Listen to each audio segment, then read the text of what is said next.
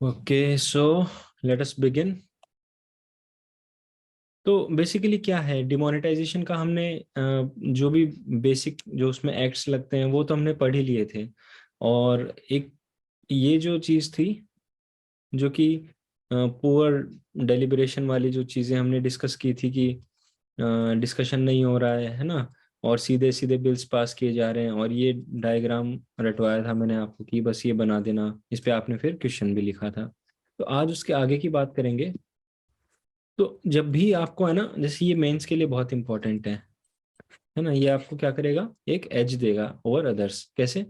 ये आप याद रखना, हमदर्द Dawakhana versus Union of India case, है ना। जब भी डेलीगेशन ऑफ पावर का क्वेश्चन आ जाए, देखो सेपरेशन ऑफ पावर्स का तो आता ही आता है ना। सेपरेशन ऑफ पावर्स को जस्टिफाई करने के लिए आप ये दे सकते हो। सेपरेशन ऑफ पावर्स का मतलब क्या है, एग्जीक्यूटिव, लेजिस्लेटिव और जुडिशियल तीनों बॉडी क्या है, आपस में अपने वर्क में इंटरफेयर नहीं करेगी। लेकिन डेलीगेटेड लेजिस्लेशन से क्या होता है कि इसका काम इसको सौंप दिया जाता है।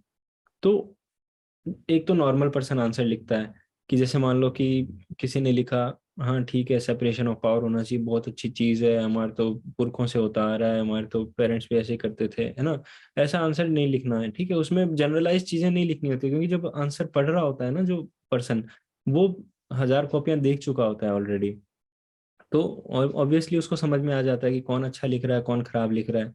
तो जैसे ही वो देखेगा कि हाँ आपने कुछ एक ये लिखा है ना, ये एग्जाम्पल लिखा है आपने, किसका, सुप्रीम कोर्ट के किसी ये वर्डिक्ट का आपने वहां पे एग्जाम्पल लिखा है, तो वो क्या देखेगा कि हाँ there is something which can be given marks. तो ये आपको याद रखना है कि ये जो डेलीगेटेड लेजिस्लेशन है उसको स्ट्रक डाउन किया था सुप्रीम कोर्ट ने, यानी कि उसको कैंसिल कर दिया था। बेसिकली आप ये समझ सकते हो कि जैसे कोई भी लॉ है, ठीक है, लॉ कौन बनाता है, लेजिस्लेचर बनाता है, लेकिन अगर उसके खिलाफ कोई अपील कर देता है और वो सुप्रीम कोर्ट बोलता है कि ठीक है हम अपील में देखते हैं कि ये सही लॉ है कि नहीं है, तो अगर सुप्रीम कोर्ट बोलता है कि ये लॉ कॉन्स्टिट्यूशनल अप्रोच से नहीं बनाया गया है, इसको क्या किया गया है, इसको कुछ इसमें लीगलिटी फॉलो नहीं की गई है, और उसको अगर स्ट्रक डाउन कर देता है सुप्रीम कोर्ट, यानी कि उसको कैंसिल कर देता है, तो वो लॉ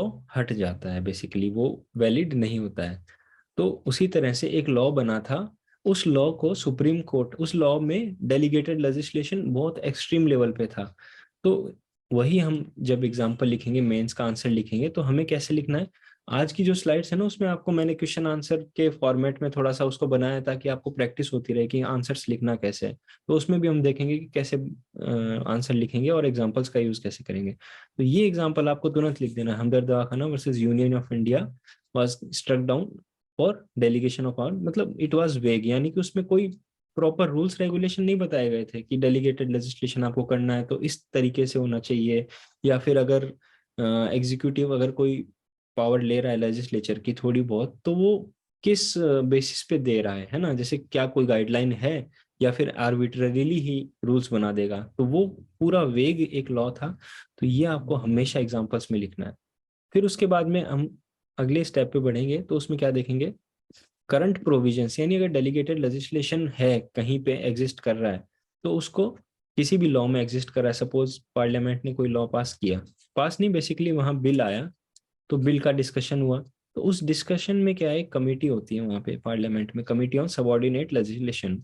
ये उसको देखती है कि क्या लेजिस्लेशन जो बेसिकली जो लॉ बन रहा है उस लॉ में जितना भी डेलीगेटेड लेजिस्लेशन वाला पार्ट है वो रूल्स एंड रेगुलेशन के अकॉर्डिंग है या नहीं है। सबसे इंपॉर्टेंट चीज वो ये देखते हैं। तो अगर अब जैसे मान लो कि ये GS2 का है ना प्रॉपर टॉपिक है, ये रिटर्न टॉपिक है, मतलब सिलेबस होता है जीएस मेंस में, सिलेबस मेंशन्ड होता है और उसमें पर्टिकुलर टॉपिक है ये। तो ये आप समझ लो कि एकदम डायरेक्ट पॉइंट है जो एग्जाम में आपको लिख के आना है, तो इसको आपको रट लेना है। पहला एग्जाम्पल आप क्या लिखोगे, अभी वाला ऊपर वाला, हमदर्द दवाखाना वाला, कि हाँ ऐसा ऐसा अ, है प्रोविजन, और पहले अगर ऐसा हुआ था तो उसको भी कोर्ट ने स्ट्रक डाउन कर दिया था। दूसरा आप लिखोगे कि अभी कमिटी ऑफ सबऑर्डिनेट लेजिस्लेशन है, वो इन सारे डेलीगेटेड लेजिस्लेशन को क्या करती है, देखती है कि उसमें कहीं कोई मिस्टेक तो नहीं है या कुछ नहीं है, सारे लॉज फॉलो हुए हैं या नहीं। ये सब चीजें वो देख के फिर उसके बाद में वो अपनी रिपोर्ट देती है। तो ये दो चीज आप जब लिखोगे तो ये बहुत भारी आंसर बनेगा आपका। फिर ये कुछ डिटेल्स हैं, उसके बारे में, कमिटी के बारे में, जैसे कि ministers can't be member of this committee, ministers नहीं हो सकते ना ऑब्वियसली, मिनिस्टर्स खुद ही लॉ वो लेके आ रहे हैं, उन्हीं को एग्जीक्यूटिव, मिनिस्टर्स किस में आते हैं, एग्जीक्यूटिव में आते हैं। डिस्कस किया था हमने उस दिन, आपको याद होगा, permanent legislature, sorry permanent executive, temporary executive, याद है, पॉलिटिकल एग्जीक्यूटिव। परमानेंट में कौन आता है, आईएएस ऑफिसर्स, आईपीएस ऑफिसर्स, जितना भी ऑफिसर्स हैं सब किस में आते हैं, परमानेंट एग्जीक्यूटिव में आते हैं। पॉलिटिकल एग्जीक्यूटिव में कौन आता है, मिनिस्टर्स आते हैं। तो मिनिस्टर्स क्या है, इस कमेटी के मेंबर नहीं बन सकते, और 15 मेंबर होते हैं, दोनों हाउसेज में होती है, लोकसभा में भी राज्यसभा में भी।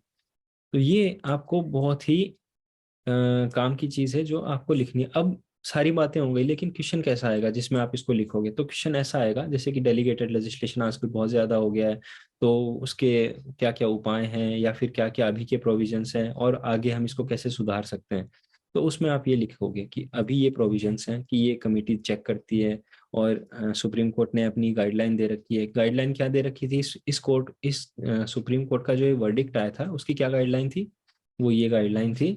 लास्ट में आपको लिख देनी है वे फॉरवर्ड में, या कंक्लूजन में भी लिख सकते हो कि as observe by supreme court in the Hamdard Dawakhana case that delegated legislation should be provided with guidance. यानी आप भले ही डेलीगेटेड लेजिस्लेशन कर रहे हो, लेकिन उसके पीछे आप एक क्या दोगे, गाइडेंस भी दोगे, कि अगर ये इस चीज के लिए रूल बनेगा तो इस प्रोसेस को फॉलो करना है, अगर इस चीज के लिए रूल बनाओगे एग्जीक्यूटिव वालों तुम, तो इस प्रोसेस को फॉलो करोगे। तो गाइडेंस साथ में दो, जब लॉ बन रहा है उस लॉ में लिख के दे दो कि जब एग्जीक्यूटिव इसके ऊपर कुछ और अदर बाई लॉज या कोई रूल्स बनाएगा तो वो इन गाइडलाइंस को फॉलो करेगा। वो उसी एक्ट में ही डाल दो ये सब चीजें, बिना गाइडेंस के वो मत पास करो, ऐसा उन्होंने बोला था। तो ये क्लियर है आपको?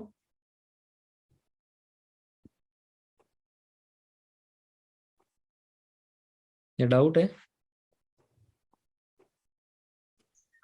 सर एक बार ऊपर वाली स्लाइड। ये वाली? Yes sir. हाँ। सर इसमें जो लिखा है there shall be a committee, तो ऐसी कमिटी जो है कोई बन चुकी है या फिर अभी ऐसे मतलब बननी है? नहीं, ये कमेटी है, बेसिकली करंट प्रोविजंस है, ये कमेटी है। मतलब वो जब कोई लॉ बनता है ना तो उसकी लैंग्वेज ऐसी होती है कि देयर शैल बी दिस, मतलब जैसे सपोज अभी एक डिजिटल डेटा प्रोटेक्शन बिल है, तो वो अभी बिल के फॉर्म में है ना, तो उसमें यस। एक प्रोविजन है कि हम डेटा बैंक बनाएंगे, है ना, डेटा बैंक नहीं सॉरी, आपका डेटा एक अथॉरिटी बनेगी जहाँ पे आप, अगर आपको कुछ प्रॉब्लम होती है तो उसके आप अपील कर सकते हो। तो उस लॉ में क्या लिखा है, there shall be a digital this board, and इसके अंदर हम फील कर सकते हैं। तो वो लॉ की लैंग्वेज होती है कि जैसे, क्योंकि ये जब बनती है तो फिर इस लैंग्वेज में लिखी जाती है, तो ये बन चुकी है, और ये बनी हुई है, पहले से ही बनी हुई है, ठीक है। तो ये है, मतलब वो थोड़ा सा ग्रामर आप अवॉइड कर सकते हो, वो लॉ की थोड़ी अलग लैंग्वेज चलती है उनके यहाँ पे। देर ओके। इज कर देते हैं अपन, there is committee on support this, ठीक है। तो ये हो गया। और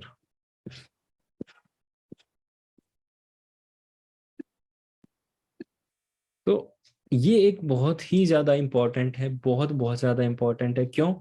क्योंकि एनवायरनमेंट का टॉपिक है ये, और एनवायरनमेंट आपको पता है प्रीलिम्स में दोनों का सेम होता है ना, इंडियन फॉरेस्ट सर्विस का भी, और मतलब सिविल सर्विसेज का भी, दोनों का प्रीलिम्स सेम लगता है, मेंस अलग हो जाते हैं। तो प्रीलिम्स के पर्सपेक्टिव से ये बहुत ही ज्यादा इंपॉर्टेंट है, और मेंस के लिए तो खैर है ही है। तो ये हुआ क्या था, मैटर बताता हूँ आपको। गवर्नमेंट ने फॉरेस्ट कंजर्वेशन रूल्स पास किए थे, ठीक है, और जैसे ही रूल्स पास हुए एनसीएसटी ने उसको अपोजिट कर दिया, अब अपोज कर दिया बेसिकली। अब ये एनसीएसटी क्या है आपको पता है?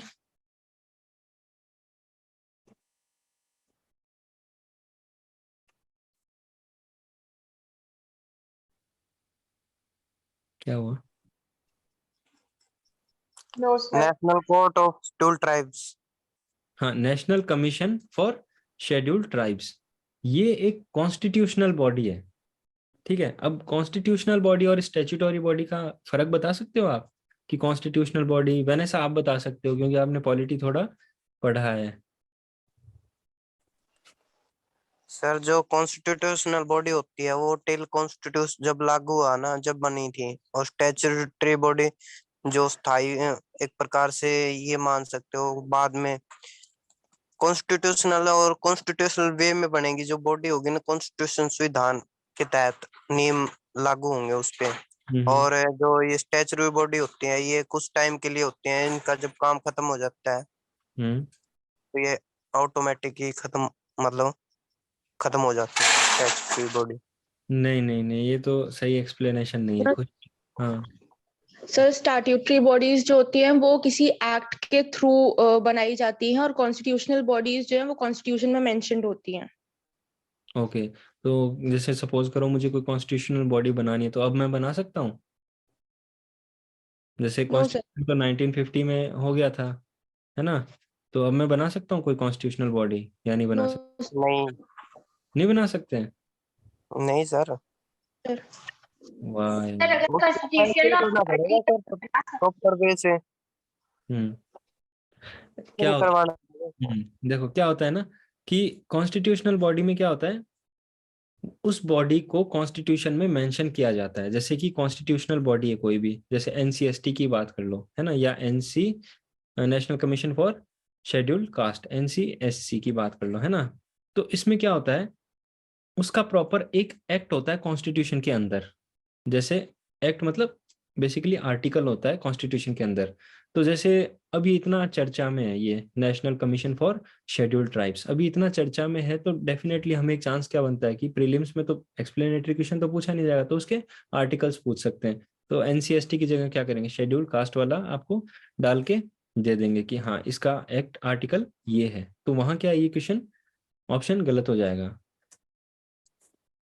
कोई भी कॉन्स्टिट्यूशनल बॉडी होती है उसका आर्टिकल मेंशन होता है कॉन्स्टिट्यूशन में, पहली चीज। अब जैसे मुझे आज बनानी है, एनसीएसटी बनानी है, तो मैंने क्या किया, आर्टिकल 338 ए डाला कॉन्स्टिट्यूशन में, है ना। ये जो ए होता है ना, ये आर्टिकल को डिनोट करता है, और ये जो छोटा ए होता है ना, ये उसकी क्लॉज को डिनोट करता है। तो ये छोटा ए और बड़ा ए, इन दोनों में फर्क होता है। ये जो बड़ा ए होता है ये आर्टिकल का नाम है। जैसे कि सपोज 29 आर्टिकल है, 39 सॉरी 30 आर्टिकल है। अब मुझे इसके बीच में कुछ डालना है, तो मैं क्या करूंगा, 29 ए कर दूंगा, क्योंकि अब क्या 29.5 नंबर का आर्टिकल थोड़ी ऐसे डाल दूंगा मैं कि 29 ए। ठीक है, तो ये एक तरीका होता है डिनोट करने का। जैसे राइट टू एजुकेशन का आर्टिकल बता सकता है कोई? 20 21A। 21 ए पक्का? हाँ सर। यस। आशीष बोलता तो एकदम कॉन्फिडेंस है कि बस ठीक है। तो बेसिकली क्या होता है, और अब जैसे मान लो मैं ये लिखता हूँ, है ना, 29 ए, तो ये क्या है, ये उसका एक सब क्लॉज है। ठीक है, तो ऐसे हम इसको डिनोट करते हैं। और कॉन्स्टिट्यूशनल बॉडी हम जब चाहे बना सकते हैं, कॉन्स्टिट्यूशन में अमेंडमेंट करना पड़ता है। ऐसा नहीं है कि उस टाइम लागू हो गई थी तो तब बन गई थी, ऐसा नहीं है। कॉन्स्टिट्यूशन में अमेंडमेंट करके हमें क्या बना सकते हैं, कॉन्स्टिट्यूशनल बॉडी बना सकते हैं। और statutory body, as Vanessa said that, वो किसी भी एक्ट से बन सकती है। जैसे कोई एक्ट बना, जैसे कोई भी, जैसे सपोज करो हमने एक्ट बना दिया और उसके तहत एक हमने बॉडी बना दी, जैसे डेटा प्रोटेक्शन बिल के अंदर हमने देखेंगे एक बॉडी है ना, तो एक बोर्ड बना दिया, तो वो क्या हो गई, स्टैच्यूटरी बॉडी हो गई। तो जिसका मेंशन एक्ट में होता है वो स्टैच्यूटरी बॉडी होती है। तो ये डिफरेंस दोनों में होता है। अब एनसीएसटी ने क्या किया कि जब ये फॉरेस्ट कंजर्वेशन रूल्स पास हुए, गवर्नमेंट ने पास किए, तो एनसीएसटी ने उसको अपोज कर दिया। अब ऑब्वियसली आप सोचोगे कि एनसीएसटी क्या काम करती है, national commission for scheduled tribes. तो जो शेड्यूल्ड ट्राइब्स के जितने भी लोग हैं उनका प्रोटेक्शन की जिम्मेदारी किसकी है, एनसीएसटी के ऊपर है। और कोई भी एक्ट अगर गलत आता है, कुछ भी आता है, तो ये अपोज करती है। ठीक है, और ऑब्वियसली पावरफुल है क्योंकि कॉन्स्टिट्यूशनल बॉडी है। तो इन्होंने अपोज किया क्योंकि इनको क्या लग रहा था कि ये जो फॉरेस्ट कंजर्वेशन रूल्स हैं, ये these are violative of forest right act 2006। यानी कि जो फॉरेस्ट राइट एक्ट है, 2-3 एक्ट इंपॉर्टेंट होते हैं इसमें बताऊंगा। तो फॉरेस्ट राइट जो एक्ट है, इसको ये क्या कर रहा है, फॉरेस्ट कंजर्वेशन रूल्स वायलेट कर रहे हैं। ठीक है, थोड़ा इन डेप्थ अब समझेंगे कि ये जो अपोजिशन हुआ ये क्यों हुआ। उससे पहले, सबसे पहले हमारी समझने की चीज़ है वो ये है कि आखिर ये फॉरेस्ट एक्ट्स कौन कौन से हैं। जैसे कि एक होता है फॉरेस्ट कंजर्वेशन एक्ट और एक होता है फॉरेस्ट राइट्स एक्ट। अब ये दोनों का मैंडेट अलग अलग है, दोनों का काम अलग अलग है। कंफ्यूज नहीं होना है इसमें कि इसका काम क्या था, इसका नाम से ही पता चल रहा है इसका काम कंजर्वेशन का है, इसका काम क्या है, राइट्स का, यानी अधिकार देने का। किसको? जो वहाँ के लोग हैं, जो वहाँ रहते हैं। कौन कौन रहता है वहाँ पे? फॉरेस्ट ड्वेलिंग शेड्यूल ट्राइब्स, जिनको हम FDST बोलते हैं, और दूसरा होता है अदर ट्रेडिशनल फॉरेस्ट ड्वेलर्स, यानी कि जो अदर ट्रेडिशनल फॉरेस्ट ड्वेलर्स हैं। फॉरेस्ट ड्वेलर्स का मतलब रहने वाले लोग वहाँ के, अदर ट्रेडिशनल का मतलब जो ST में नहीं है लेकिन ट्रेडिशनली वहाँ रह रहे हैं, जिनकी 3 जनरेशन वहाँ रह रही है या फिर 75 ईयर्स से वहाँ पे रह रहे हैं। इसका मतलब आप समझ गए? क्लियर है? तो उन लोगों को उनके अधिकार दिलाने का काम कौन करता है? फॉरेस्ट राइट एक्ट करता है। तो NCST का क्या बोलना है? NCST ने ये कहा है कि जो नए रूल बने हैं ना, फॉरेस्ट कंजर्वेशन रूल, ये इसके अगेंस्ट है, ये इनको फॉलो नहीं करते हैं। इस रूल को, इस एक्ट को वो फॉलो नहीं कर रहे हैं। ठीक है, अब वो क्यों नहीं कर रहे हैं वो आपको ये पढ़ने से समझ में आएगा। ये क्या है? फॉरेस्ट कंजर्वेशन एक्ट है। तो जब NCST ने ऐसा बोला कि ये फॉलो नहीं कर रहे हैं फॉरेस्ट राइट एक्ट को, तो सरकार का क्या जवाब आया? सरकार ने बोला कि ये जो एक्ट है, ये जो रूल है, फॉरेस्ट कंजर्वेशन रूल्स, ये इस एक्ट को मैंडेट करने के, बेसिकली इस एक्ट को लागू करने के लिए बनाए गए हैं।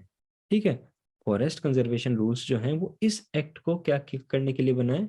इस रूल, इस एक्ट के मैंडेट को पूरा करने के लिए बनाए गए हैं। तो वो क्या कैसे करेंगे? Ensures the conservation of forest and their resources. तो भाई कंजर्वेशन की बात की गई है इसमें, राइट्स की तो कोई बात नहीं है ना, कंजर्वेशन की बात है।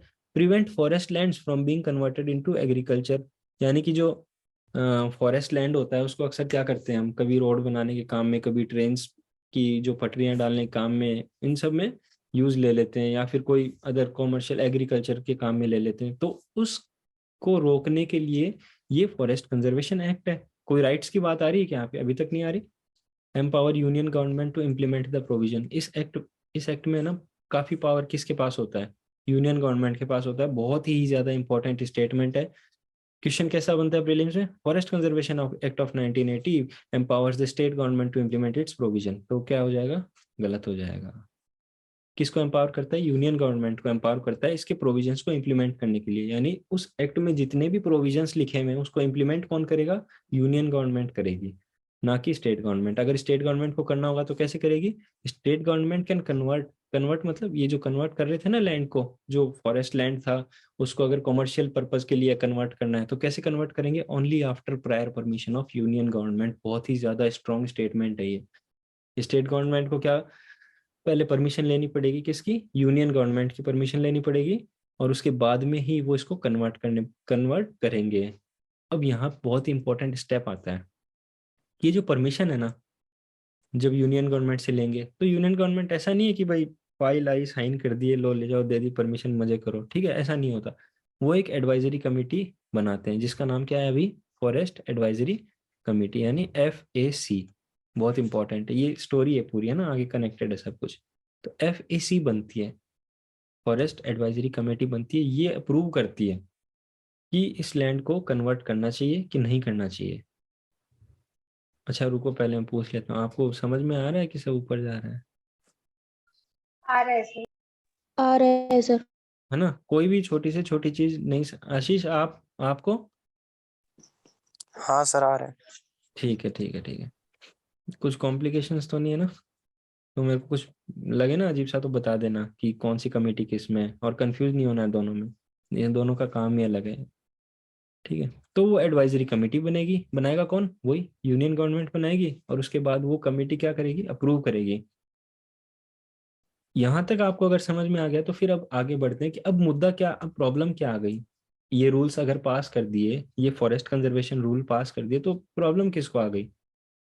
तो प्रॉब्लम ये आ गई कि जब ये तो कंजर्वेशन की बात करते ही करते थे, लेकिन जो फॉरेस्ट राइट एक्ट है इसमें एक प्रोविजन था कि अगर वहां पे कोई भी प्रोजेक्ट आप उठाएंगे, है ना, जैसे मान लो कि आपने कोई भी लैंड कन्वर्जन के लिए एप्लीकेशन डाली कि हम यहाँ पे क्या कुछ कमर्शियलाइजेशन करना चाहते हैं, कुछ कोई भी करना चाहते हैं, यहाँ पे रोड जाएगी यहाँ से, या फिर ये पेड़ हटा के कुछ लगेगा यहाँ सरकारी, तो उसके लिए पहले प्रायर अप्रूवल ऑफ ग्राम सभा मिलती है, मतलब लेनी पड़ती है ना। जो भी प्रोजेक्ट वहां कर रहे हैं उन लोगों को प्रायर अप्रूवल ऑफ ग्राम सभा लेनी पड़ती है, यानी प्रोजेक्ट से पहले उनको ग्राम सभा की, और ग्राम सभा मतलब वहाँ की बहुत पावरफुल बॉडी हो गई ना, मतलब भाई जो ट्राइबल लोग होते हैं जो वहाँ फॉरेस्ट में रहते हैं, तो वो एकदम लिमिटेड ही, ज्यादा पॉपुलेशन नहीं होता है, तो उनके काफी उनके अंदर क्या होती है, एक ये आप कह सकते हैं अपने फॉरेस्ट के प्रति लगाव होता है, तो वो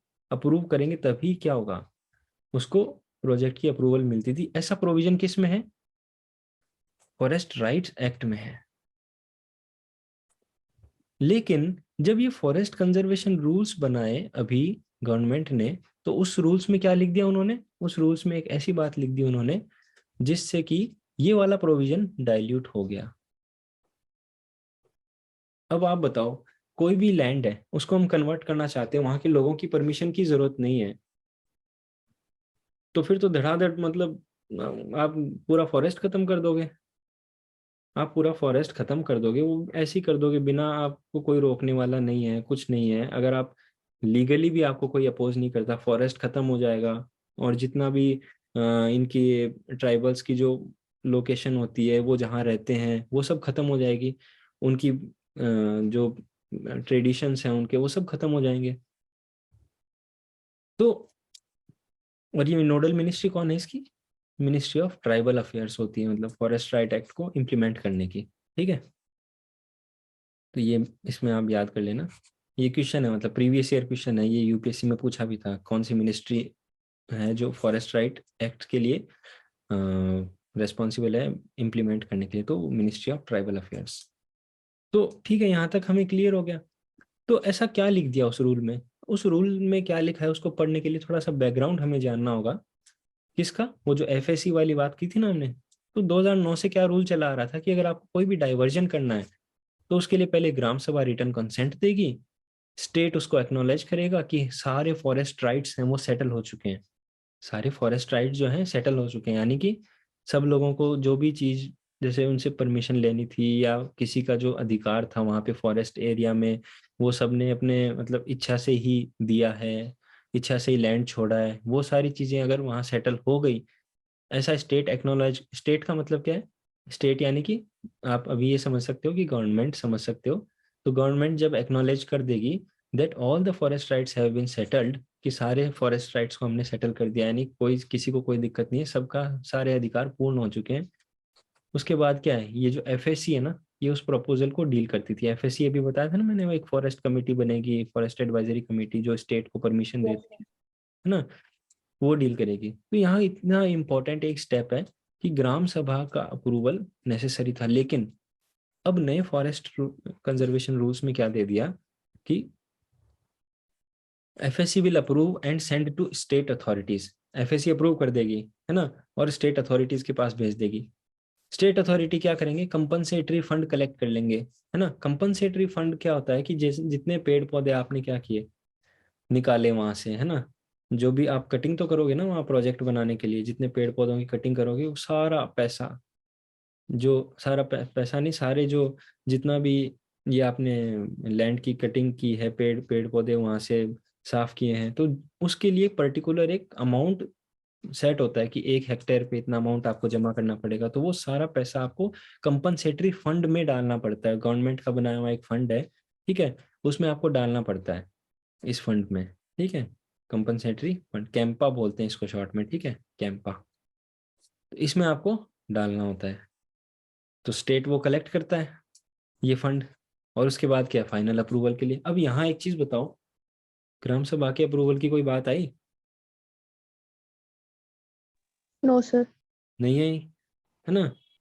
अब ये बात चुभ गई वही सबको कि भाई हम बिना अप्रूवल लिए कैसे, मतलब हमारी जमीन पे आप क्या कर रहे हो, लगे हुए प्रोजेक्ट पे प्रोजेक्ट बनाने। तो इश्यू क्या था कि मैंडेटरी कंसेंट जो थी स्टेज 1 पे इज डन अवे, यानी वो रखी नहीं इन्होंने, ठीक है। जो पहले स्टेज, अलग अलग स्टेज पे बनता है ना कोई भी काम होता है, तो जैसे स्टेज 1 में लैंड क्लियर किया, स्टेज 2 में और परमिशन ली, स्टेज 3 स्टेज 4 ऐसे अलग अलग स्टेजेस में काम होता है। तो पहले क्या है, स्टेज 1 से पहले ही ग्राम सभा की कंसेंट लेनी पड़ती थी, लेकिन अब क्या है, ये तो हटा दी इस नए फॉरेस्ट कंजर्वेशन रूल्स में, ये तो रखी नहीं। और फिर क्या बोला गया कि भाई परमिशन वगैरह है, it can be done later on even after stage 2 clearance, stage 2 के बाद भी परमिशन वगैरह तो ले सकते हैं, ऐसा बोला गया। ये इश्यू है, ये किसको इश्यू हो रहा है, एनसीएसटी को, कि भाई एक तो ग्राम सभा की अप्रूवल नहीं है इसमें, और आपने तो बोल दिया कि ये स्टेज 2 के बाद में, और इतना ऊपर स्टेज जाने के बाद में आप कोई वैल्यू होगी उस चीज की, परमिशन की? कोई परमिशन की वैल्यू नहीं होगी। जब आपने सब कुछ क्लियर ही कर लिया है तो फिर अब परमिशन की क्या वैल्यू है ना? तो ये था वही, मतलब जब शादी भी फिक्स कर दी है ना, मंडप भी सजा दिया, 3-4 फेरे भी दिलवा दिए, अब कह रहे हो कि बेटा शादी करोगे, मतलब खुश तो हो ना शादी से, ठीक है, तो वो वाली सिचुएशन हो गई। तो ऐसा एनसीएसटी को लगा। अब वहां तक की तो बात क्लियर हो गई अपनी। अब आपको लिखना क्या है एग्जाम में, उसके लिए ये बहुत इंपॉर्टेंट फैक्ट्स मैं आपको बता रहा हूँ। इनको मतलब वो जो छोटी नोटबुक है ना, एक बना लो, अगर नहीं बनाई है तो स्मॉल नोटबुक ऑफ फैक्ट्स, ठीक है, जिसमें आपको सिर्फ फैक्ट्स लिखने हैं। और 4 नोटबुक बनानी है, वो 5 रुपये, 5 की तो नहीं आती होगी आजकल, 10 की आती होगी, वो जो यूनिट टेस्ट लिखते थे ना अपन, छोटे थे सब लोग जब स्कूल में, यूनिट टेस्ट वाली नोटबुक वो वाली बनानी है, जिसमें बहुत लिमिटेड पेज होते हैं। तो GS 1, 2, 3, 4, 4 बना लो, ठीक है। ये आपको लिखना है GS 3 के है, GS 3 वाली बुक में ये वाले फैक्ट। 2019 की शुरुआती 6 महीनों में, 2019 के शुरू टोटल 240 प्रपोजल आए, उनमें से 233 पास कर दिए उन्होंने। मतलब कुछ डेफर किए और कुछ रिकमेंड कर, डेफर मतलब तो आगे की डेट दे दी, ठीक है, अभी वो पाइपलाइन में ही है, बाकी रिकमेंड कर दिए। तो इतने कितने, 233 प्रपोजल्स, सिर्फ 7 ही रिजेक्ट हुए। आप समझ पा रहे हो? और जितने प्रोजेक्ट रिकमेंड हुए थे उसमें 9,000 हेक्टेयर की जमीन क्या हुई, नॉन फॉरेस्ट्री पर्पस के लिए वो डाइवर्ट कर दी गई। मतलब आप इस फैक्ट को समझ पा रहे हो कि 240 प्रपोजल आए, उसमें से 233 उन्होंने क्या किए, या तो रिकमेंड कर दिया, डेफर कर दिए, सिर्फ 7 ही रिजेक्ट हुए। इस बात से आप क्या समझते हो, पहले तो ये बताओ, आपको क्या फील आ रही है इससे समझ के कि चीजें कैसे जा रही है, कुछ समझ रहे हो आप? सारे यस प्रपोजल, सर। सारे प्रपोजल अप्रूव हो रहे हैं ना इससे? Yes sir. जब कंसेंट है तब की बात है ये, जब कंसेंट लेनी पड़ रही है तब तब भी इतने चीजें अप्रूव हो जा रही है। तो जब कंसेंट नहीं लेनी पड़ेगी, मतलब तब तो फिर डायरेक्ट ही अप्रूवल हो जाएगा ना।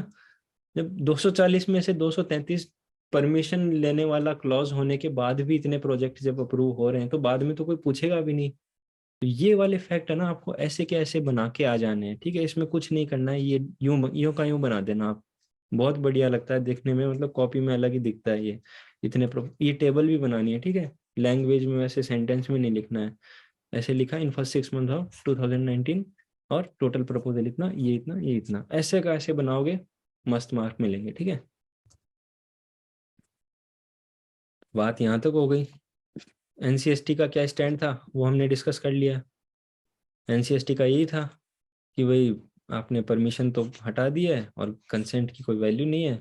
हेंस प्रोजेक्ट प्रोपोनेंट्स का मतलब जो प्रोजेक्ट लेकर आए हैं, जिनका प्रोजेक्ट है, हैविंग रिसीव्ड पार्शियल क्लियरेंस, एक बार पार्शियल क्लियरेंस मिल गई स्टेज 1-2 की, तो क्या करेंगे, they will be pushing state and union territories governments, यानी जो गवर्नमेंट है वहाँ की, उसको क्या पुश करेंगे कि जितना जल्दी हो सके हमें डाइवर्जन करवा दो लैंड का, ताकि हम काम शुरू कर सकें। और उससे क्या होगा, जो फॉरेस्ट राइट हैं उनके लोगों के, वो क्या हो जाएंगे, सीरियसली इम्पैक्ट हो जाएंगे।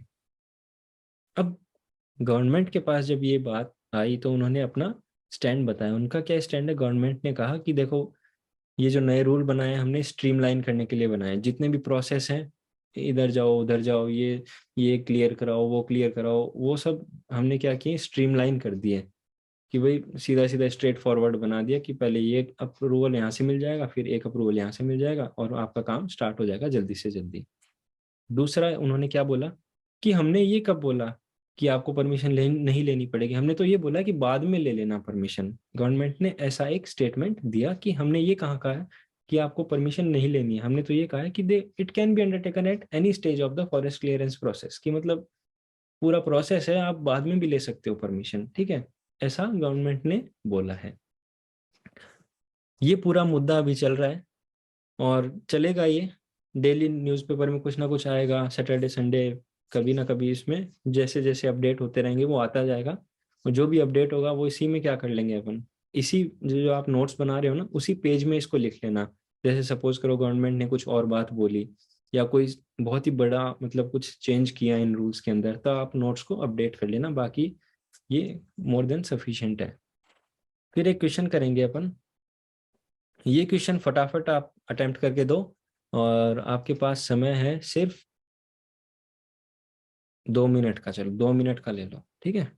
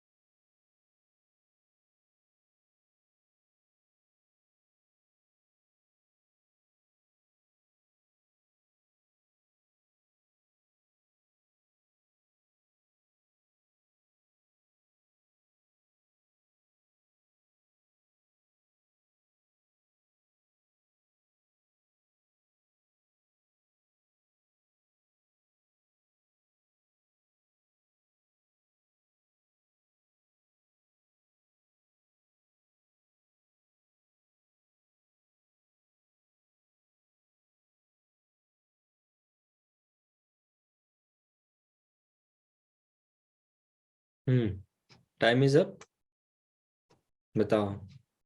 आशीष आप बताओ पहले।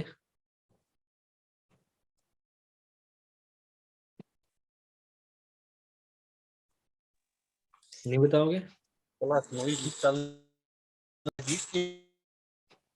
नहीं नहीं, ऐसे आवाज कट रही है आपकी आशीष। यस सर, नेटवर्क इशू था। अच्छा आप बताओ।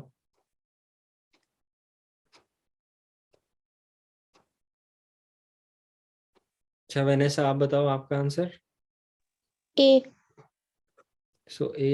एंड खुशी आपका? सब third option. Third option basically C, right? मतलब yes sir. Both A and B है ना, बोथ ए एंड बी, यही ऑप्शन आपका। और वेनेसा का ऑप्शन है 1 यानी ओनली ए। और आशीष आपका? सर ए और बी दोनों। यानी आपका और खुशी का आंसर थर्ड है, बोथ ए एंड बी। चलो, तो वेनेसा आप आपका थोड़ा अलग है, तो आप बताओ पहले ए क्यों होगा? सर क्योंकि सेकंड ऑप्शन में लिखा है the new rules have ease the diversion of land for non forest purpose by strengthening the rights of forest dwellers. तो ये स्ट्रेंथन थोड़ी कर रहे हैं राइट्स को। हाँ स्ट्रेंथन तो नहीं कर रहा है, तो ये स्टेटमेंट क्या हो गया? फॉल्स। फॉल्स हो गया। और आपसे क्या पूछा गया, which of the following statement is incorrect? Sorry. ठीक है। और फर्स्ट वाला क्या है, फर्स्ट वाला? Sir B. वाह अच्छा बी है, चलो ठीक है, वेनेसा का आंसर है बी, ठीक है चलो, ठीक है ठीक है, वेरी गुड। अच्छा फर्स्ट स्टेटमेंट बताओ फिर आप।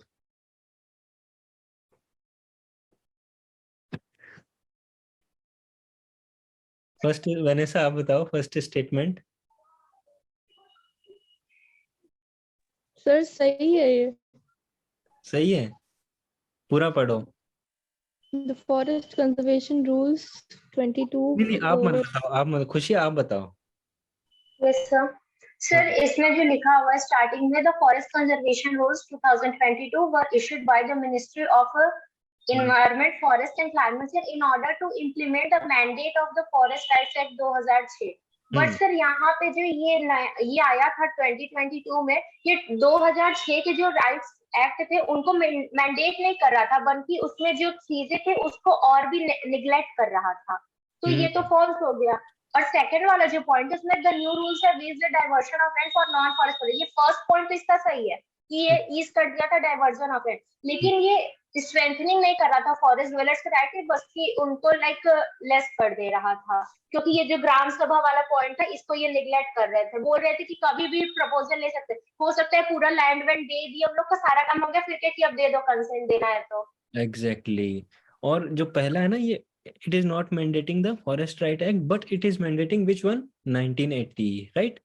Government Yes, sir. आपको बताया था ना, गवर्नमेंट क्या बोल रही है कि हमने तो फॉरेस्ट कंजर्वेशन एक्ट ऑफ 1980 को लागू करने के लिए ये रूल्स जारी किए हैं। तो ये फर्स्ट स्टेटमेंट क्या हो गया, रॉन्ग हो गया। सो वैनेसा व्हाट, आपने बी बताया था आंसर। अब sorry sir। तो both A and B are incorrect. तो सबसे बड़ी चीज जो हमने यहाँ पे सीखी है ना, वो ये सीखी है, क्वेश्चन देखते ही अपने को पहले ये देखना है, क्वेश्चन नहीं पढ़ना है हमें, मतलब क्वेश्चन पढ़ना है लेकिन बाद में पढ़ना है, पहले ये पढ़ना है फिर क्वेश्चन पढ़ना है फिर दोबारा ये पढ़ना है। बहुत ही ज्यादा इंपॉर्टेंट होता है, मतलब एस्पिरेंट्स को सब कुछ आता है लेकिन यहाँ हम देख के गलती कर बैठते हैं, बिना देखे बिना यहाँ टिक लगाएंगे, क्योंकि टाइम उतना भी कम नहीं मिलता है प्रीलिम्स में, मतलब ठीक ठाक टाइम मिल जाता है आपको, अच्छा खासा टाइम मिल जाता है। तो बस यहाँ हमें देखना है, मतलब ये हमसे ना छूटे कोई भी चीज। चलो कोई नहीं, सही है, मतलब ठीक है। ये बहुत ही इम्पोर्टेंट एक टॉपिक है, और ये प्रीलिम्स और मेंस दोनों के लिए इम्पोर्टेंट है, क्योंकि इसके प्रीलिम्स के भी अच्छे खासे क्वेश्चन बन सकते हैं, और बनाए भी हैं मैंने, तो वो भी मैं इसके बाद डिस्कस करूंगा आपसे। और मेंस में तो मतलब बहुत ही अच्छा खासा बनेगा है, ठीक है। और इसके ऊपर अपनी आंसर राइटिंग वाली जो क्लास होगी उसमें मैं आपको एक क्वेश्चन दूंगा, वो इसी स्लाइड में नोटेड है, तो इसलिए आप बहुत ही बारीकी से इस टॉपिक को समझना। सिर्फ ये एक टॉपिक नहीं है, इसमें काफी सारी चीजें कवर होंगी। जैसे इस टॉपिक को क्या कर सकते हैं, बाकी अदर चीजों से हम लिंक कर सकते हैं, ये ऐसा टॉपिक है, ठीक है।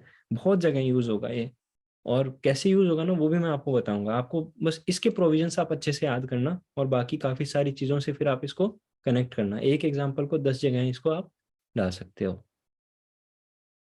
तो digital personal data protection bill 2022, ministry of electronics and information technology. पहली चीज मिनिस्ट्री, प्रीलिम्स का एक सवाल, इसकी जगह कोई दूसरी मिनिस्ट्री डाल देंगे, मिनिस्ट्री ऑफ डेटा प्रोटेक्शन ये डिजिटल ऐसा कुछ करके, तो क्या लिख देंगे कि मिनिस्ट्री ऑफ, सपोज कोई भी दूसरी मिनिस्ट्री का नाम यहाँ पे डाल देंगे, ठीक है, तो वो आंसर गलत हो जाएगा। Ministry of electronics and information technology, ये याद रखना है, पहला प्रीलिम्स का एक क्वेश्चन बन गया आपका। अब मुद्दा क्या है, ये मुद्दा पहले डिस्कस कर लेते हैं कि ये जो हम जितने भी नेट वगैरह यूज करते हैं, है ना, इंस्टाग्राम पे डेली हम कुछ ना कुछ अपडेट करते हैं, बहुत सारी चीजें हम, हमारी पर्सनल डेटा अपलोड होती है उसमें, हमारे जो नाम हैं, हमारी बाकी डिटेल्स, हमारे बैंक की डिटेल्स होती है, इतनी सारी चीजें हम जब अपलोड करते हैं तो उस डेटा का कोई माई बाप है कि नहीं है। मतलब अगर कोई भी कंपनी, जैसे आज की डेट में अमेजोन के पास में इंडिया के इतने सारे यूजर्स की डेटा है, इतने सारे यूजर्स की डेटा है कि वो चाहे ना तो वो कैसे भी कुछ भी मतलब उसको यूटिलाइज कर सकता है। तो कौन बचाएगा फिर हमें, कोई लॉ है ऐसा जो कि बचा सकता है? अभी तक तो नहीं है। एक दो एक्ट हैं, आईटी एक्ट ऑफ 2000, और आईटी एक्ट मतलब इंफॉर्मेशन टेक्नोलॉजी एक्ट ऑफ 2000, और एक है आपका टेलीग्राफ एक्ट। ये तो बहुत पुराने पुराने हैं, उस टाइम तो नेट वेट कुछ होते ही नहीं थे, इतना मतलब थोड़ी पता था कि मतलब आज से 23 साल बाद में इतना डेटा क्रिएट हो जाएगा। तो कौन बचाएगा फिर, है ना? हमारी डेटा को कोई लीगल फ्रेमवर्क है कि नहीं है? तब गवर्नमेंट ने डिसाइड किया कि हम क्या लेके आएंगे, ये डेटा प्रोटेक्शन बिल लेके आए। और इंडिया में आने में थोड़ा टाइम लग गया इस बिल को, ठीक है। ऑलरेडी जो अदर कंट्रीज है उन्होंने ये बिल अपने जो पार्लियामेंट है वहां पे रख के और उसको लॉ बना भी दिया है। इंडिया में लेकिन क्या है कि एक तो पॉपुलेशन इतना ज्यादा है, प्लस दूसरी काफी सारी प्रॉब्लम्स है जो हम इसमें डिस्कस करेंगे, उसके कारण ये चीजें डिले होती जा रही हैं। ये एक्ट बन नहीं पा रहा है। पहले आया था 2018 में, फिर ये रिजेक्ट हो गया, फिर दोबारा आया 2019 में, फिर इसके ऊपर जॉइंट पार्लियामेंट्री कमेटी बनी, है ना, उसने इसको पूरा डिस्कस किया, उसने अपने रिकमेंडेशन दिए, लेकिन फिर ये रिजेक्ट हो गया बिल। फिर क्या है, रिजेक्ट मतलब वापस ले लिया गवर्नमेंट ने, ठीक है, और बदलाव के साथ लाने के लिए। फिर अब जो लेटेस्ट फॉर्म में जो आया है वो ये है, digital personal data protection bill of 2022। अब ये क्या है, इसके प्रोविजंस क्या हैं, उसको समझने से पहले दो चीजें आपको समझनी है। डेटा फ्यूडिशरीज का मतलब ये जो कंपनीज जो हमारी डेटा लेती हैं, डेटा प्रिंसिपल मतलब हम लोग जिसकी डेटा है। अब डेटा प्रिंसिपल वगैरह आपको इंग्लिश में लिखना है तो लिख सकते हो कि the person whose data is being used, ये वो, बस सिंपली इसलिए मैंने लिख दिया जिसकी डेटा है उसको डेटा प्रिंसिपल कहते हैं, ठीक है, ताकि आपको आराम से समझ में आ जाए। वरना फ्यूडिशरी की जगह प्रिंसिपल लिख दोगे, प्रिंसिपल की जगह फ्यूडिशरी कहीं पर लिख दोगे, तो वो मिस्टेक नहीं करनी है। Introduction. There have been several contentions over the draft since its inception. मैं आपको बता चुका हूँ, अर्लियर जो वर्जन्स थे उनका नाम ये है। पहले आया था draft personal data protection bill, उसके बाद क्या आया, पर्सनल डेटा प्रोटेक्शन बिल दोबारा 18 और 19 में एक एक बार इन्होंने रिलीज किए। और अब draft digital data personal. Draft क्यों लिखा है इसके आगे, कोई बता सकता है? Yes sir. सर अभी ये पास नहीं हुआ, ये बिल के लाइक फॉर्म में अभी चल रहा है इसके ड्राफ्ट। हाँ, ये ड्राफ्टिंग प्रोसेस में है, इसलिए इसको हमने ड्राफ्ट लिखा है आगे। And has been placed in public domain. ये प्रोसेस होता है, पब्लिक डोमेन में डाले जाते हैं बिल्स ताकि लोग उनके ऊपर सजेशन दें, ठीक है। तो पब्लिक डोमेन में इसको रखा गया है। आप ओपन मतलब जैसे सपोज करो कि आप फ्री बैठे हो, ठीक है, तो हम फ्री बैठते हैं तो क्या करते हैं मोस्टली, क्या करते हो आप लोग जब आपके हाथ में फोन होता है तो?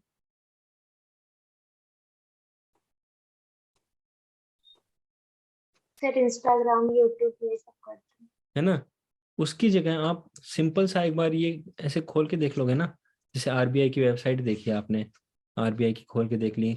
दूसरी आपने क्या करी, सपोज मतलब आरबीआई इसीलिए बता रहा हूँ क्योंकि हमने वो टॉपिक पढ़ा है तो आपको अच्छा भी लगेगा, उसको आप ओपन करोगे।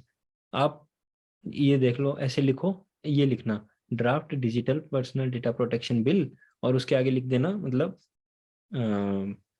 ऑफिशियल लिख देना, या फिर गवर्नमेंट वेबसाइट लिख देना। ऐसे कुछ लिखोगे तो एक्चुअल वेबसाइट आएगी जो गवर्नमेंट की वेबसाइट है, और वो ऐसे मतलब पूरा सरकारी फॉर्मेट में ऐसे डालते हैं वहाँ पे, ये हमारा बिल है, इसके ये चीज़ें हैं, प्रॉपर मतलब लिखा होता है लैंग्वेज में, एकदम लॉ वाली लैंग्वेज में लिखा होता है, वो सब आपको मिलेगा, है ना। और एक वेबसाइट है पीआरएस इंडिया। ये यूपीएससी एस्पिरेंट्स को हमेशा ओपन करके चेक करते रहना चाहिए। इसमें जो बिल्स आते हैं जैसे जो अपन पढ़ेंगे ना, इसमें ये क्या है, एक समरी टाइप में है जो कि अपने लिए इतना यूजफुल है जितना कि अपन प्रीलिम्स पास कर सकते हैं, मेंस में आंसर लिख सकते हैं, ठीक है। लेकिन अगर सपोज करो आपको कुछ डीपली थोड़ा देखना है, आपको कोई चीज़ नहीं समझ में आ रही, तो पीआरएस इंडिया पे जाके आप ये सब पूरे इनके डिटेल वर्जन देख सकते हो कि कौन सा बिल पास हुआ है, कौन सा नहीं हुआ है, और इस महीने की मतलब जो प्रीवियस वाला गया है ना, तो उसकी मेरे पास अभी योजना और कुरुक्षेत्र भी आ गई है, तो उसके टॉपिक्स भी हम डायरेक्टली डिस्कस करेंगे क्लास में। अब ये दोनों मैगजीन्स इतनी इंपॉर्टेंट है कि डायरेक्ट क्वेश्चंस आते हैं। मतलब 2022 में जो मेंस था, डायरेक्ट क्वेश्चन, मतलब पीएम गति शक्ति वाला आपने देखा होगा question, direct as it is. आप आपको मतलब आइडिया लग जाता है अंदर से कि कौन सा क्वेश्चन आएगा जब आपने इतने सारे प्रीवियस ईयर क्वेश्चन देखे होते हैं। ये का ये सेम क्वेश्चन आया था और ये योजना से उठाया हुआ क्वेश्चन था, सेम चीजें पूछी गई थी। अब इसका यही फायदा होता है कि जब आप ये योजना पढ़ते हो, ये पढ़ते हो, तो इसमें क्या होता है, आपको एक लैंग्वेज मिलती है आंसर लिखने की। अब नॉर्मल हम लैंग्वेज में आंसर लिखते हैं, वो वो मतलब पीछे रह जाएंगे हम, अगर कोई और हमसे अच्छी लैंग्वेज यूज करेगा।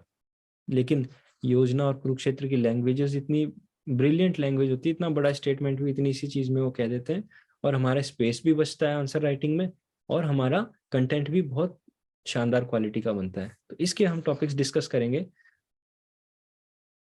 और वहां से हम एग्जांपल्स उठाएंगे। तो 4 ये नोटबुक जरूर आप तैयार कर लेना, 4 नोटबुक्स बना लेना, GS 1 2 3 4, छोटी छोटी, वो 10 रुपए वाले। It has now been drafted as this to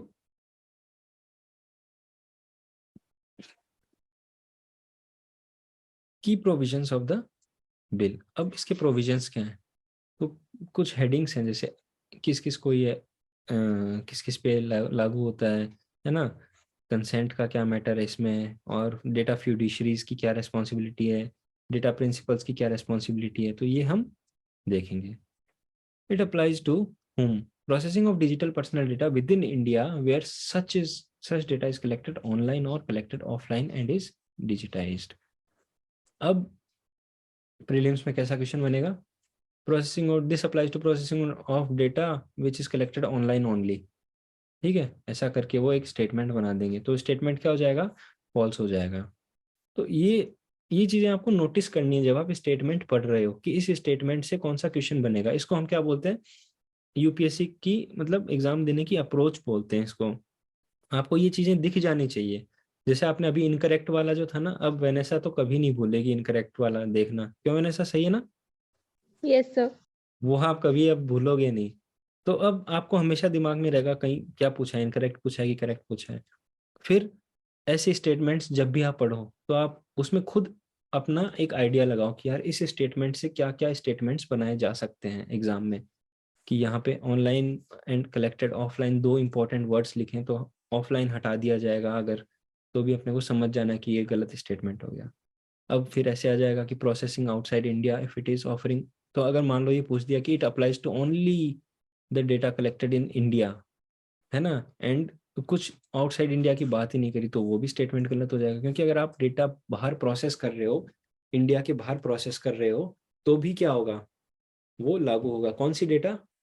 वो वाली डेटा जो जिसके तहत आप गुड्स एंड सर्विसेज ऑफर कर रहे हो, या फिर आप इंडिविजुअल्स की प्रोफाइल बना रहे हो, इंडियंस की, इंडिया में जो लोग रह रहे हैं, है ना, समझ रहे हो? क्योंकि मोस्ट ऑफ द कंपनीज क्या है, बाहर की है ना, इंडिया का तो है नहीं। फेसबुक, अमेजोन, गूगल कुछ नहीं है, तो ये सब बाहर की हैं, तो वो उनके ऊपर भी ये लागू होगा। क्यों? क्योंकि वो क्या कर रहे हैं, हमें सर्विसेज प्रोवाइड कर रहे हैं, हमारी प्रोफाइलिंग कर रहे हैं, तो उन पे भी ये लागू होगा। तो अब ये एक छोटा सा स्टेटमेंट है, लेकिन ये प्रीलिम्स में आपको +2 मार्क्स दिलवा सकता है अगर आप इसको ढंग से समझ के जाओगे तो। फिर कंसेंट, वही बात आ गई कंसेंट वाली। ये कंसेंट वाला मैटर इतना बड़ा है ना कि मतलब बहुत इंपॉर्टेंट है ये। वहां भी किसकी प्रॉब्लम थी? कंसेंट की प्रॉब्लम थी। Personal data may be processed only for a lawful purpose for which an individual has given consent. जिसने कंसेंट दी उसी की डेटा प्रोसेस की जाएगी। लेकिन प्रॉब्लम क्या होती है, अक्सर मतलब हमें कोई बहुत इंपॉर्टेंट ऐप इंस्टॉल करना है, उसमें पहले इतना बड़ा वो डाल देते हैं, एग्रीमेंट यूजर लाइसेंस, है ना, फिर नीचे बोलते हैं टिक करोगे तभी क्या करेंगे, हम आपको इंस्टॉल करने देंगे, है ना। अब इंस्टाग्राम वाला नीचे एक लाइन भी डाल देगा ना छोटी सी कि हम आपकी डेटा प्रोसेस करेंगे, वो हमें टिक करना ही पड़ेगा, कोई ऑप्शन नहीं है उसमें, फिर वो इंस्टॉल ही नहीं करने देता। ये प्रॉब्लम सब फेस करते हैं ना। Yes, sir. आप कभी किसी से 2 घंटे, चलो 2 घंटे नहीं, मतलब 2 5 10 मिनट भी आप बात कर लो किसी से, और उसमें एक रैंडम नाम यूज करना है ना, पार्टिकुलर नाम यूज करना आप, जैसे उसको बार बार यूरोप यूरोप यूरोप बोलना फोन पे, या फिर आप किसी से व्हाट्सएप पे चैट करते हो तो 10 बार यूरोप लिख दोगे ना, तो आपको थोड़ी देर बाद में क्रोम में ऐड दिखने लगेंगे यूरोप के, कि plan A trip with this holiday, जो भी वेबसाइट है ना। तो देखा आपने कभी ये चीज नोटिस की है? Yes, Yes, sir. sir. है ना। तो ये सब क्यों हो रहा है? क्योंकि this is the consent which we give. तो ये बहुत ही बड़ी प्रॉब्लम है, मतलब आप कुछ भी चीज डिस्कस करोगे तो वो सामने आ जाएगी, है ना, थोड़ी देर बाद उसके ऐड आने लगेंगे। तो ऐसा है। फिर personal data may be processed only for lawful purpose for which an individual has given consent, consent may be deemed in certain cases. अब किसी किसी केसेस में कंसेंट आपकी मान ली जाएगी कि हाँ आपने दे दी। कौन कौन से केस हैं? जैसे कि medical emergency, employment purpose etcetera. ये 4-5 केसेस हैं, इनमें आपके ऐसी जैसे आप सपोज करो कि कोई स्टेटमेंट बन गया, in case of medical emergency the consent will be deemed, तो वो स्टेटमेंट आपका करेक्ट हो जाएगा, है ना। ऐसे आपको याद रखना है कि हाँ, मतलब आपको कुछ चीजें ना वो दिमाग में ऐसे बैठनी चाहिए कि स्टेटमेंट अगर बन रहा है तो उसमें अगर जनरलाइज कर दिया उसको किसी चीज के लिए कि सपोज करो कि all the data will require consent, है ना, तो वो क्या हो जाएगा, गलत हो जाएगा। क्यों? क्योंकि कुछ केसेस इन्होंने क्या किए हैं, एग्जेम्प्ट भी किए हैं। तो ऑल लिखा है, कहीं पे ओनली लिखा है, तो ऐसे वर्ड्स पे क्या है, थोड़ा सा आपको ध्यान देना है। ये जरूरी नहीं है कि हर बार गलत हो, सही भी हो सकते हैं, लेकिन आपको थोड़ा अलर्ट रहना है। ये नहीं सोचना है कि ऑल लिखा है तो हमेशा गलत ही होगा, नहीं, सही भी हो सकता है वो स्टेटमेंट। तो थोड़ा सा अलर्ट रहना है आपको ऐसे जब स्टेटमेंट्स पढ़ो तब। कंसेंट में भी विड्रॉन एट एनी टाइम, एक ये उसका प्रोविजन है कि कंसेंट आप कभी भी विड्रॉ कर सकते हो। जो 18 साल से छोटे बच्चे हैं उनके लीगल गार्जियन उनकी कंसेंट दे सकते हैं। अब ऑब्लिगेशन ऑफ डेटा फ्यूडिशरीज, जो डेटा फ्यूडिशरीज हैं यानी जो डेटा संभालने वाली कंपनी है, गूगल, अमेजन, फेसबुक, ये जो भी हैं, उनको क्या करना है, एक्यूरेसी, कंप्लीटनेस ऑफ डेटा, ये संभाल के रखना है उनको डेटा, ठीक है। फिर रीजनेबल सेफगार्ड्स करने हैं कि कोई डेटा ब्रीच नहीं हो जाए, है ना। और अगर डेटा ब्रीच होता है तो किसको सूचना करेंगे, सबसे पहले वो data protection board of India. ये क्या है, ये एक बॉडी है जो इसी एक्ट के लागू होने पे बन जाएगी, क्योंकि इस एक्ट में ही इसका प्रोविजन है। उन्होंने इस एक्ट में लिखा है कि there shall be a data protection board of India. आप पूछ रहे थे ना खुशी कि ये बॉडी मतलब ऐसे क्यों लिखा है देयर शाल बी, तो ये एक्ट बनने जा रहा है ना जो, तो ये एक्ट में लिखा है कि there shall be a data protection board of India which will deal with this this this data breaches, ये वो, है ना। तो ये बॉडी बनेगी। स्टोरेज लिमिटेशन, अब ये क्या है कि किसी डेटा को आप कब तक स्टोर कर सकते हो, बहुत इंपॉर्टेंट प्रोविजन है ये, डायरेक्ट क्या है, एमसीक्यू है। अब एमसीक्यू क्या है, पहले ये समझ लेते हैं कि स्टोरेज लिमिटेशन क्या होता है,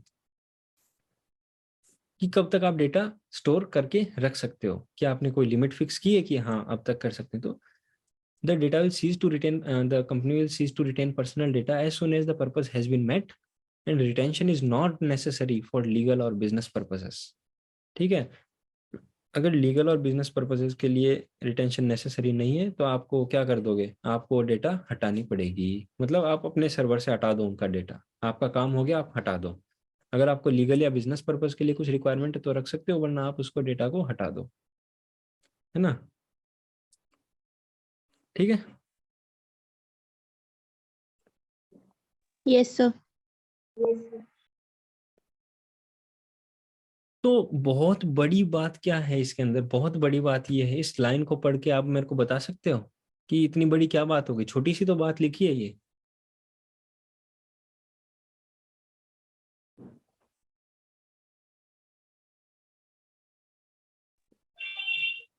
सर गवर्नमेंट एंटिटीज में लाइक कोई गवर्नमेंट बॉडी का अगर हम लोग कोई डेटा कर रहे हैं तो वहां पे कोई स्टोरेज लिमिटेशन नहीं है, वो लोग हमारे परमानेंटली चाहे तो डेटा रिटेन कर सकते हैं। तो इससे क्या हो सकता है, ये इतना इतना बड़ा मैटर क्यों है ये।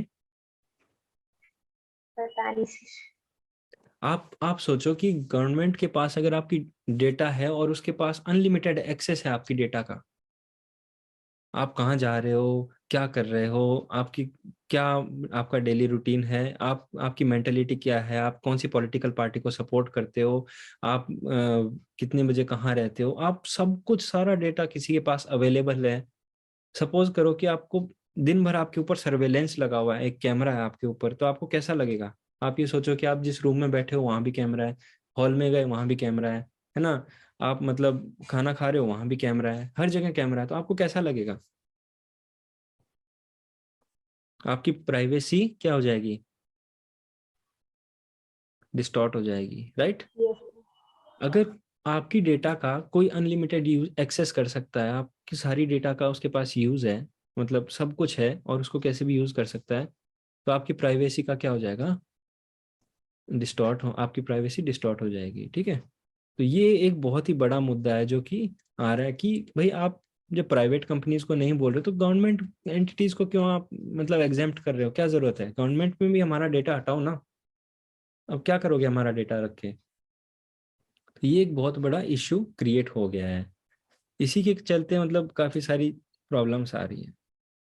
मतलब आप समझ पा रहे हो मैं जो बोल रहा हूँ, आपको जो बोल रहा हूँ कि ये इतना बड़ा इश्यू यस क्यों सर। है ना। सपोज करो कि आपको कोई पॉलिटिकल पार्टी है, एक्स है, वाई है, जेड है, 3 पॉलिटिकल पार्टीज है। और सपोज करो जो आशीष है वो एक्स पार्टी को सपोर्ट करते हैं, और जो वेनेसा एंड खुशी है आप क्या करते हो, वाई को सपोर्ट करते हो। अगर एक्स और वाई को ये बात पता चल गई कि आप तो इसको सपोर्ट करते हो और जो है आप इनको सपोर्ट करते हो, तो वो क्या करेंगी, जैसे ही इलेक्शंस पास आएंगे, ठीक है, आपकी प्रोफाइलिंग स्टार्ट होगी कि इनके प्रोफाइल में, इनके एड्स में इनको हमारा इनका प्रचार दिखाओ। ठीक है, सपोज वाई जो पॉलिटिकल पार्टी है वो गवर्नमेंट में है अभी, सपोज करो वाई पॉलिटिकल पार्टी जो है गवर्नमेंट में है अभी, तो ये क्या करेगी, आपके पास पूरा डेटा है। ये काम मतलब सामने से नहीं होते हैं, ये काम पीछे से होते हैं। ठीक है, ये काम ऐसे नहीं है कि भाई गवर्नमेंट ऑफिशियली सब कुछ करवा रही है, ऐसा नहीं होता है। ये सब काम क्या होंगे, आपकी प्रोफाइल, गवर्नमेंट एंटिटी, गवर्नमेंट कोई भी गवर्नमेंट है, जैसे कोई भी गवर्नमेंट एंटिटी ले लो आप, जिसके पास आपकी सारी डेटा, आधार की डेटा है सपोज करो, आधार की डेटा अगर गवर्नमेंट के पास है तो क्या गवर्नमेंट जब चाहे उसका यूज नहीं कर सकती इन अनऑफिशियली। अब मान लो यस सर। मेरे पास मेरे वॉलेट में किसी ने बोल दिया कि यार ये 10,000 रुपए हैं और तू रख ले, तेरे भरोसे पे रख के जा रहा हूँ। मैं कहा ठीक है भाई, मैं छूंगा ही नहीं, हाथ ही नहीं लगाऊंगा, है ना। अगर ऐसा होता है तो क्या होगा, थोड़े दिन बाद में वो आदमी तो भूल जाएगा, आपको जब है ना। आपको जब काम पड़ेगा तो आप यूज कर लोगे। यूज कर लूंगा उसका, है ना। उसको क्या बोलूंगा, हाँ हाँ रखे हैं भाई, रखे हैं, 10 साल बाद लेगा ना, हाँ रखे हैं भाई, मेरे पास ही है सारा, सब मेरे पास ही पैसा है, सब है ना। तो क्या हो जाएगा, वो हमारी डेटा का मिसयूज होने का बहुत बड़ा खतरा बन जाता है। तो फिर ये वाई पॉलिटिकल पार्टी क्या करेगी, आपको टारगेट करेगी, वी एंड के को टारगेट करेगी, इसको छोड़ देगी ना फिर, इसको कोई मतलब ही नहीं है, ना इलेक्शन से पहले इसको पूछेगी ना इसके बाद में पूछेगी, ये गया बस खत्म। ऐसे एक पार्टिकुलर सेगमेंट को टारगेट कर, क्योंकि वोटिंग में सपोज करो कोई भी वोट चल रहे हैं तो उसमें क्या है, सिर्फ आपको एक्स पार्टी से ज्यादा तो वोट लेके आने हैं। आपको ए वोट नहीं दे रहा है तो आपको ए की जरूरत है भी क्या, नहीं है ना। ए तो एक्स को वोट दे देगा, एक्स को कितने वोट मिलेंगे, एक, और वाई को कितने वोट मिलेंगे, दो, तो वाई तो जीत गया। तो इसको क्या मतलब है, एक इसको वोट दे रहा है, नहीं दे रहा है। तो ऐसी प्रोफाइलिंग करने का बहुत बड़ा एक क्या हो जाता है, खतरा बन जाता है। ये मतलब इनडायरेक्ट होती हैं सारी चीजें, ठीक है। अगर जो कोई करना चाहे तो कई कई कुछ कुछ देशों में गवर्नमेंट के ऊपर ऐसा ब्लेम भी लगता है ना। तो ये सब चीजें इतनी ओपनली नहीं होती है, बट इनडायरेक्टली होने का एक खतरा हो जाता है। समझ पा रहे हो इस चीज की डेप्थ को। Yes sir. आप Yes. और आशीष आप, यस सर। है ना। तो किस हद तक हमारी डेटा का यूटिलाइजेशन हो सकता है, सपोज कुछ भी प्रॉब्लम आती है, या सपोज करो कि आपने किसी गवर्नमेंट का भांडाफोड़ कर दिया, ठीक है, आशीष ने कोई बहुत बड़ा स्कैम पकड़ लिया, लेकिन अब पता चले कि आशीष की सारी प्राइवेट फोटोज हैं वो किसी के पास हैं। अब क्या होगा, इसको ब्लैकमेल किया जाएगा कि भाई आशीष देखो तुम ऐसा कुछ करोगे तो हम ये कर देंगे, ठीक है, तुम्हारे अकाउंट की सारी डिटेल है, तुम्हें कहीं और जगह फंसा दिया जाएगा, कि जैसे तुम्हारा पैसा इधर उधर कर दिया, फिर तुम उधर घूम रहे हो, है ना, रैंडमली, मतलब तुम्हारे साथ फ्रॉड्स हो रहे हैं, है ना। तो ये सारी चीजें बहुत ज्यादा मैटर करती हैं। तो इसीलिए डेटा की प्राइवेसी होना एक बहुत बड़ा इम्पोर्टेंट सिटीजन्स का राइट है।